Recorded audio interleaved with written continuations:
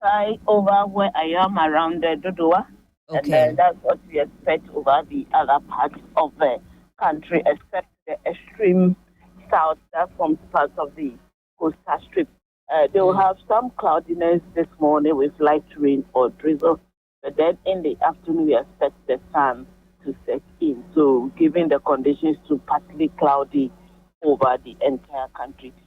By late afternoon, we are expecting localized formation of rain and thunderclouds. And the areas we are earmarking is those around the eastern region, around the Ashanti region, and part of the northern sector. And slightly north of the coastline, too, is also on our watch for localized rainstorm formation this afternoon into the evening hours. Temperatures will range between 30 and 33 across the 60 region. In terms of the state of the sea, we expect it to be rough, and then we are expecting some windy conditions, but not too much to bring distraction. But then the fisher folks with lighter boats need to be careful when they are on the sea. For the Volta Lake, this morning till afternoon is pretty cool for any fishing activities, but then the late afternoon when we were expecting the localized formation of rain and thunderclouds. So once the clouds start becoming darker and darker and the wind starts picking, then they should pass, go home, and then come back after the system. So for Thursday today, the 7th of September, this is how we are expecting it to be in terms of weather. Felicity, have you told us about the temperatures? Yes, I did. Remind us again, We are please. expecting it to be a bit higher than yesterday. Okay. Fantastic. Thank you so much for that, Felicity. And as always, we'll keep an eye out on subsequent updates to follow. Most definitely.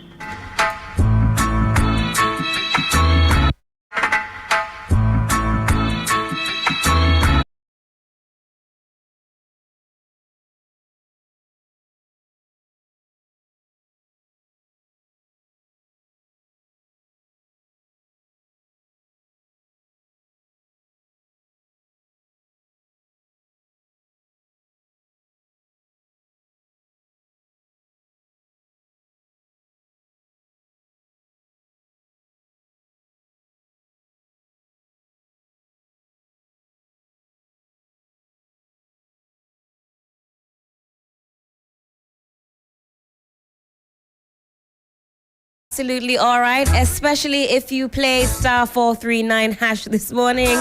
Star 439 hash is how we reward you in the morning. If you have an MTN line, get involved in all of the action. We're giving away cold hard cash each and every morning. I say this each and every morning. If you don't play, well, you certainly won't win. So get involved. Let's put some Nuku Fuel in your back pocket. If you have an MTN line, star 439 hash, it'll cost you 5 cities to play, 5 cities per, and you could be smiling all day long. You can also win again on the 3FM Drive with Giovanni and AJ Sapon. So do keep your dial locked here. And again, if you've only just joined us, a warm welcome. This is 3FM Sunrise on 3FM 92.7. We're about to get stuck straight in. We have a plethora of newspapers in front of us. We'll run through the headlines and then we'll take some details. Mr. Siedu, good morning to you. Morning. How are you doing? I'm doing fantastic. To borrow your phrase, what is it? Perfect by grace. The pockets could be a little bit heftier, but I think that's how we're all feeling these days. You can never get enough.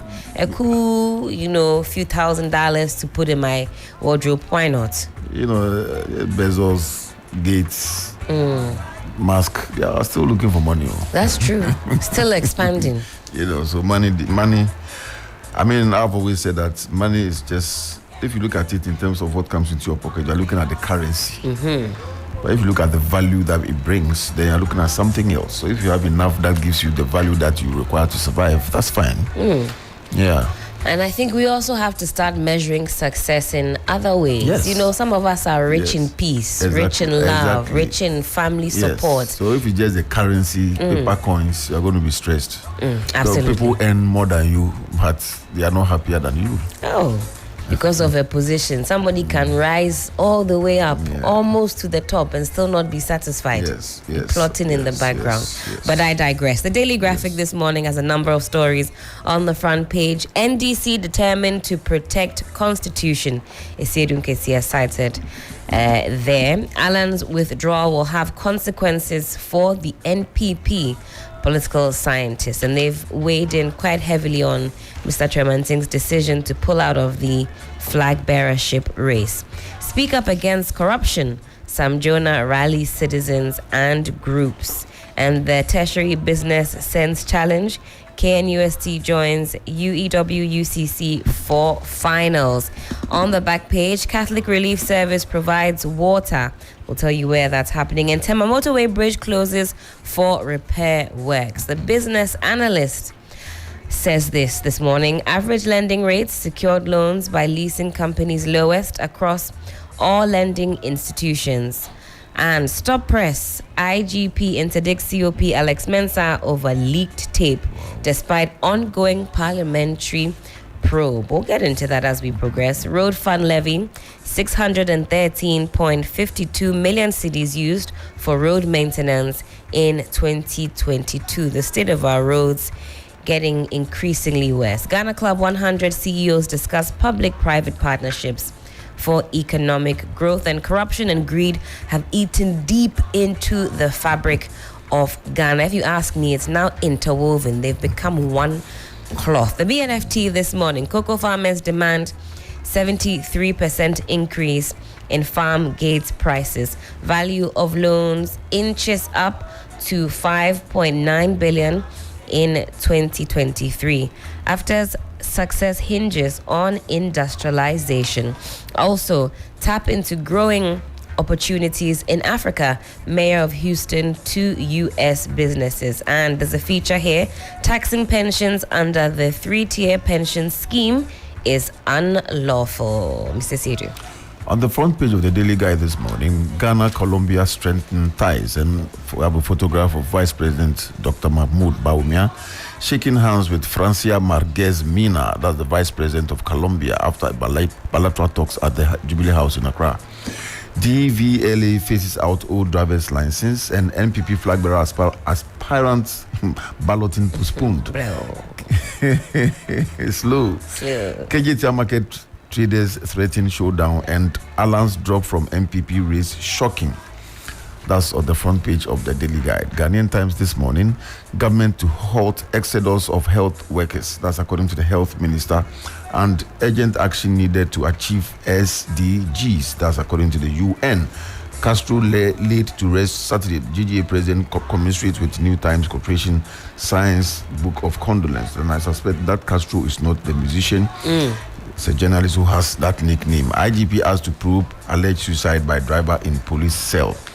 Front page of the Ghanaian Times. Business Finder this morning. SOEs seek private capital for increased efficiency and productivity. Ghana to be granted observer status in Pacific Alliance as MTN awards 120 scholarships. Front page of the Business Finder. All right, that's all we have for the morning. Or do we have some more? No. All right, okay. Let's get into the story. It's captured in the Daily Graphic. Alan's withdrawal will have consequences for the NPP. And it's on page 13 of the Daily Graphic because this is so fresh on everyone's minds. And of course, this morning we'll still be dissecting the fallout of the NPP Superdelegates Conference. Now, two political scientists have given varying views about the political future of Mr. Alan Tremanting following his withdrawal from the New Patriotic Party presidential primary in what looked like a reenactment of a 2008 scenario where he quit the party after a failed ambition to lead the party into the presidential race. Mr. Tremanting stepped down from the final stage of the party's presidential primary, citing intimidation, physical assault on his supporters, and an unlevel field that favored a particular candidate. Known for his calm disposition, the former Minister of Trade and Industry's appeal among political moderates has been touted as a direct function of his unpolitical character. The businessman, who attained 68 years on October 3rd this year, has sought the party's blessing to contest the presidency 15 years ago and was always touted as the party's anointed candidate after Akufo-Addo until Dr. Bawumia emerged. And there's still a lot of chit-chat because the MPP is yet to even conduct the balloting because they say they must investigate these alleged issues that have come up, issues of intimidation and unlevel playing field. We know that Mr. Kennedy Agyapong also has some requests or demands of the party. He wants the disciplinary action against him to be completely scrapped, amongst other things. I didn't anticipate that we would be here on the, what day is it today? On the 7th of September, and the fallouts would be this deep from the Congress. I'm not sure that anybody really anticipated it, although some say the writing or the writings were on the wall. Well, for those who say that, I'll say to them that, look, logic in politics is not the kind of logic that you and I would know. In politics, a lot of things happen. And I'm especially sad for Mr. Kyerematen because of the fact that he's had a history where he worked away before. And people are asking whether he's going to go independent. For me, if he goes independent, it's going to be disastrous because people will think that if they vote for him, it's a waste of votes. Because he may not win anyway, and that kind of thinking will affect even how he performs, and that will deepen his political, woe. So at the end of the day, I'm thinking that this time he should have just registered his concerns or sentiments strongly, and still go along. I mean, people are saying that if he had gone along, he would have lost to Bawumia. That's unfortunate, but that's political party. That's politics. 68, is it? On October 3rd, he'll be 68. Yes, and so if Dr. Bawumia had won or wins the election in 2024, it means Alan will have to be looking at coming back into the picture again when he's in his mid-70s. So he's looking at his age and all the back and forth and looking at the money he's investing. That's right. And the fact that the whole system the establishment appears to be against him and said, look, let me just walk away. So I don't think it's just what happened on August 26th. He must have sat down personally with his team, family, because this is a lot of money. Look at the money they even had to invest in the registration to be part of this contest. And so coming back, 68 plus 4, 72 plus one more year, 73, not too bad. But why would you want to be going up and down? And if Bawumia wins, he will stand again. If he wins the presidency, he will stand again. Automatically, he would want to go for the 8 years. That will take him to another 76, nearing 80. So he has done all those calculations, or I'm doing all those calculations and say that, look.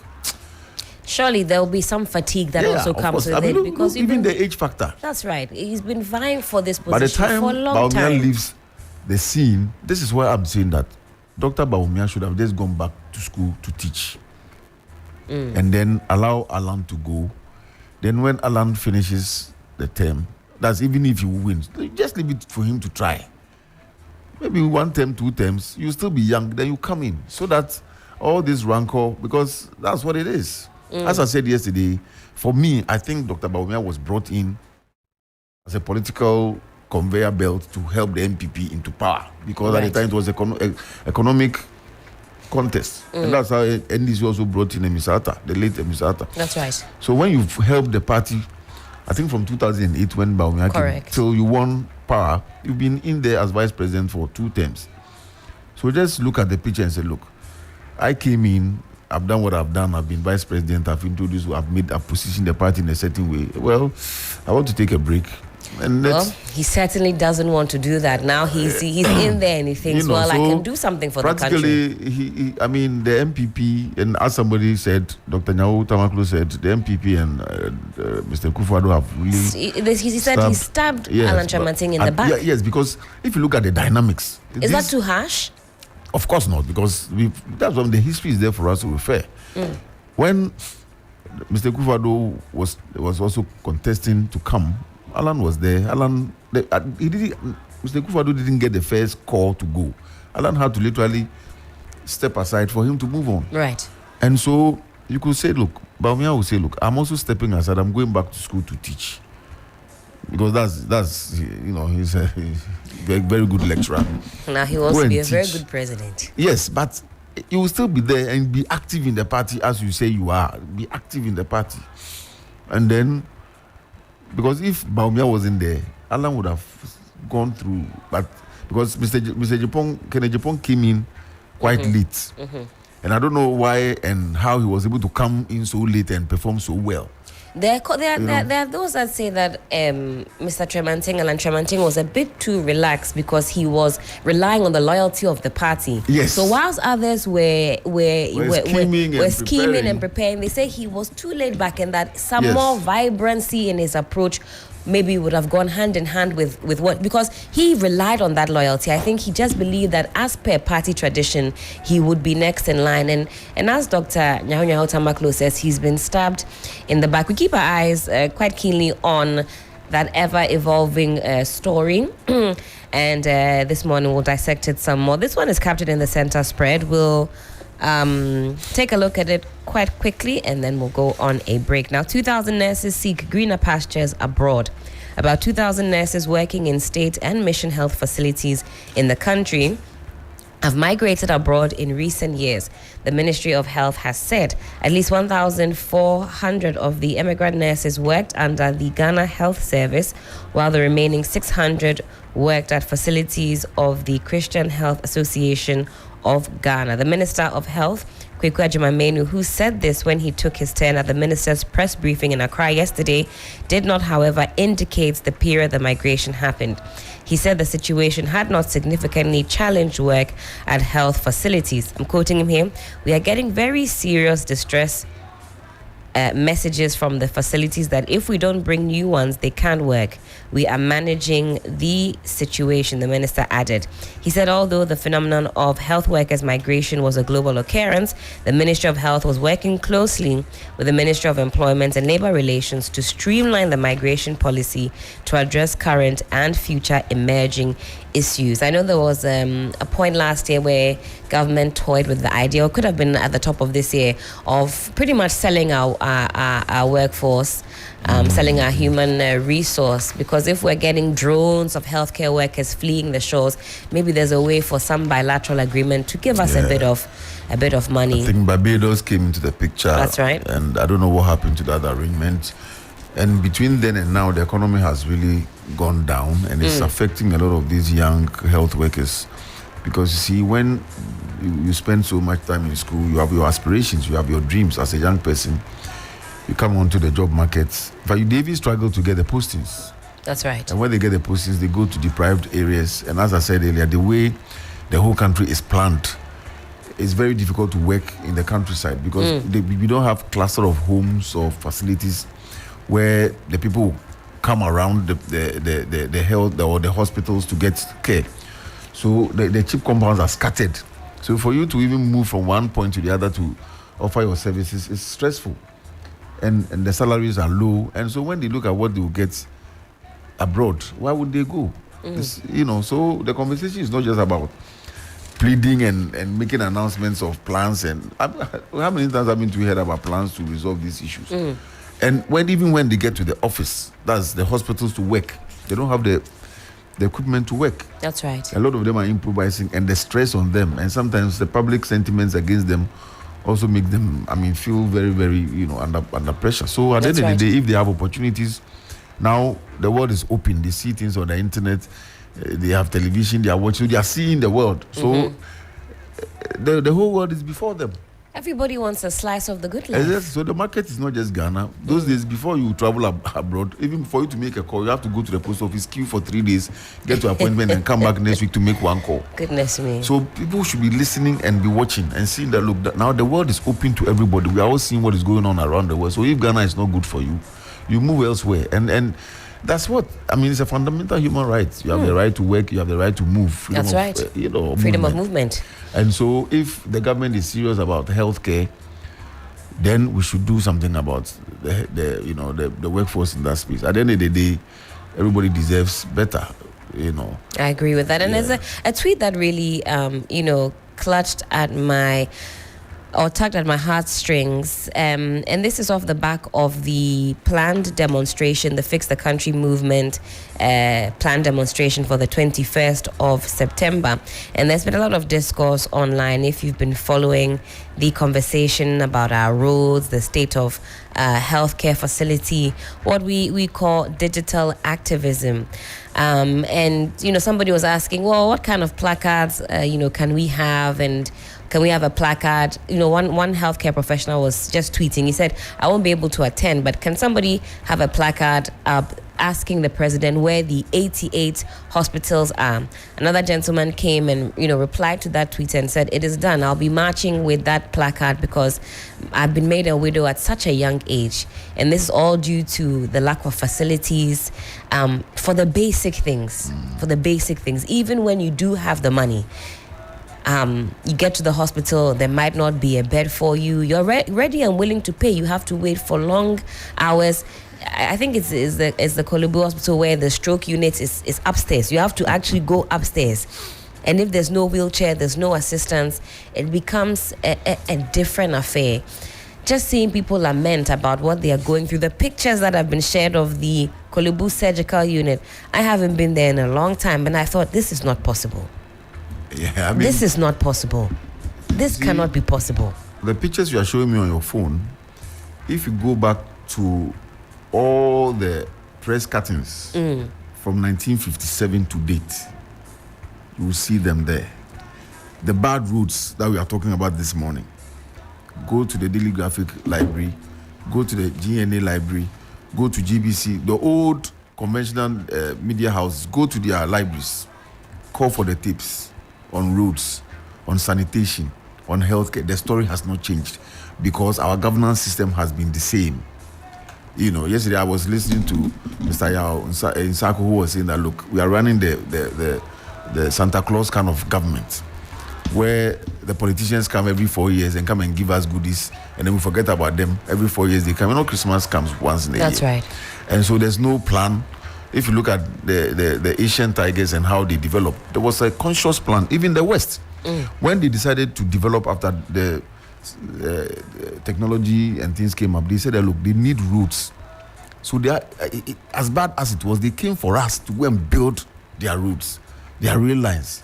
England has one of the best rail networks in the most world. Sophisticated. Exactly. And it's not, you can't just do it out of nothing. It's a conscious long-term plan.